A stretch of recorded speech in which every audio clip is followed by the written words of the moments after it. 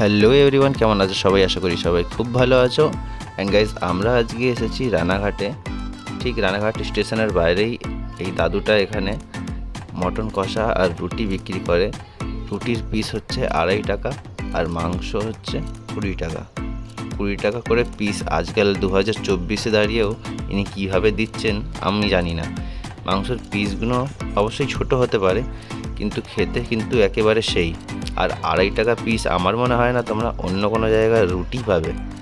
তো আমি সত্যি খেয়ে দেখেছিলাম, আমার খুবই সুন্দর লেগেছিল। আশা করি তোমরা আশেপাশে যারা থাকো রানাঘাটের, তোমরাও অবশ্যই ট্রাই করেছো। কারা কারা ট্রাই করেছো অবশ্যই আমাকে জানিও।